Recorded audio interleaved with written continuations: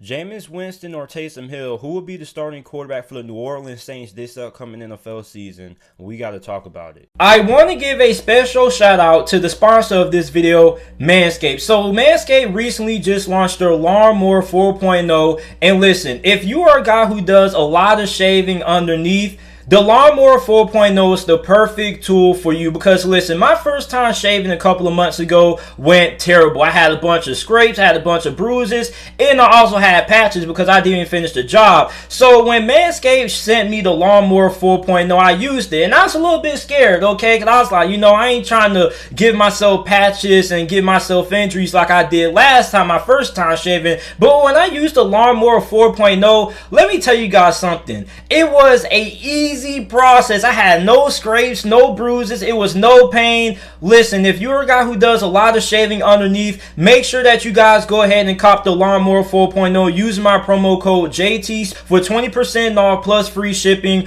off your Manscaped purchase. Once again, make sure that you guys use promo code JT for 20% off your purchase plus free shipping. Your balls will thank you. So the Saints are one of the few teams this offseason that will be having a quarterback battle to decide who will be their starting QB heading into week 1 of the upcoming NFL season. Now, it's most likely going to be between Taysom Hill and Jameis Winston. Now, I'm not ruling out rookie quarterback Ian Book out of Notre Dame. I like Ian Book a lot. I think he definitely can succeed in Sean McVay's offense. But for right now, I most likely think that it's going to come down between Taysom Hill and Jameis Winston. Now, Taysom Hill started a couple of games for the Saints last year, which he was pretty impressive, but he has some limitations. Like, when I watched Taysom Hill start at QB for the Saints last year in Drew Brees' absence, I got a lot of Tim Tebow vibes. He doesn't really have the strongest arm. I remember there was one game when he threw like a knuckleball to Emmanuel Sanders. If there was a quarterback back there with a stronger arm, that's definitely a touchdown. Emmanuel Sanders basically had a touchdown, but he had to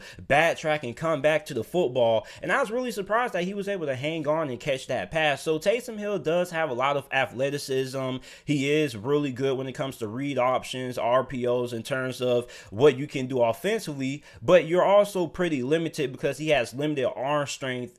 But I do like what Taysom Hill gives you from an athletic standpoint at the quarterback position. Now, Jameis Winston, on the other hand, we haven't really seen that much of Jameis Winston. The last time we really saw Jameis Winston was a brief stint when he came in late in the game against the 49ers. And he was pretty solid, but that was pretty much it. But the last time we really had a full look on Jameis Winston was 2019 when he was with the Tampa Bay Buccaneers, which he threw 30 interceptions and had over 30 touchdowns and also passed for 5,000 yards that year. So he was the definition of an enigma. He would have some great plays, then he would have some bad plays. Now, he had LASIK surgery, which I think that that's going to have a really big impact on Jameis Winston's performance this year than what a lot of people are giving it credit for. And a lot of people also got to look at it like this.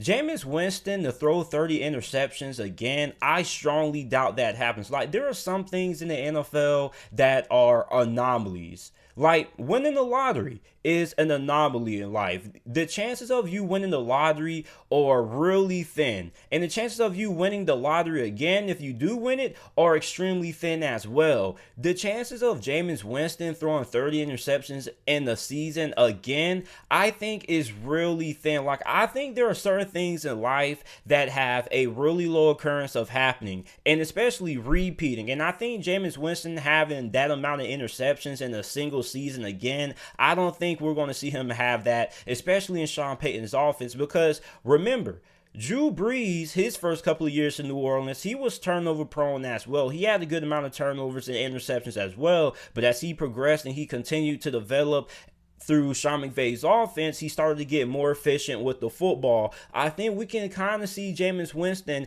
have that kind of progression. Jameis Winston is not a bad quarterback. As a matter of fact, I would take Jameis Winston over a handful of quarterbacks starting right now. Jameis Winston has a lot of potential to be a top 10 QB, and we've seen that potential all throughout his career with the Tampa Bay Buccaneers. The question is, can he lower the turnovers? I definitely think he can lower that turnover number. And I also think that Sean McVay isn't going to deter Jameis Winston from taking risks. I don't think he's going to tell Jameis Winston to stop playing aggressive. I think he's going to tell Jameis, look, play your game. Don't think too much about it. If you have a turnover here or there, that's fine. I think Sean Payton can live with that. I think he can live with a couple of turnovers. Now, he's definitely not going to live with 30 interceptions, that's for sure. But for Jameis Winston, I definitely think his decision making and his ability to read coverages is definitely going to improve this season. I'm definitely not expecting Jameis Winston to have a 30 interception season. He's like a black version of Brett Favre. Like, Brett Favre had this gunslinger mentality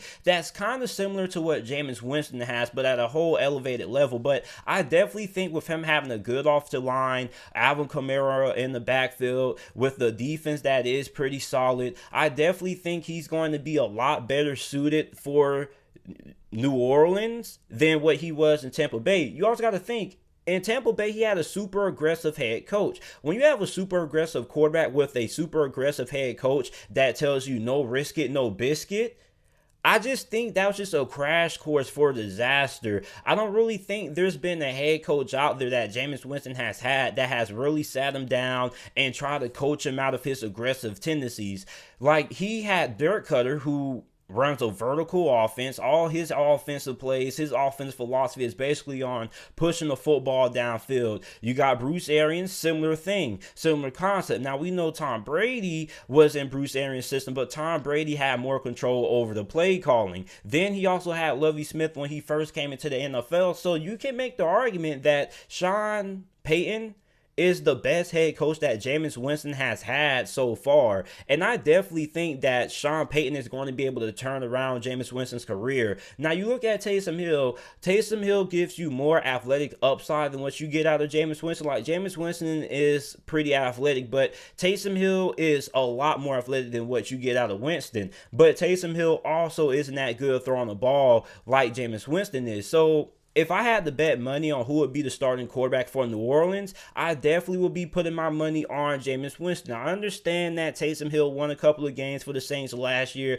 but he kind of got figured out his last couple of weeks, especially that game against the Atlanta Falcons. So I definitely expect Jameis Winston to win that starting quarterback job, and I think that Jameis Winston is going to have a really good season this year. I wouldn't be surprised if we see Jameis Winston in the running for comeback player of the year this year for the Saints. I think under Sean Payton, he's going to have a good offensive line. He's going to have a run game there. He's going to have a good defense. I definitely think that Sean Payton, excuse me if I said Sean McVay, I get their names mixed up a lot, but I think that head coach Sean Payton is definitely going to be able to maximize Jameis Winston, and Jameis Winston most definitely could end up becoming a top 10 quarterback under Sean Payton's tutelage. And also, Jameis Winston has a good year. He's probably going to end up cashing out and getting a big contract in free agency next year, rather that be with the Saints or another quarterback needy team, i.e. I think that could be Pittsburgh, with Ben Roethlisberger probably in his last year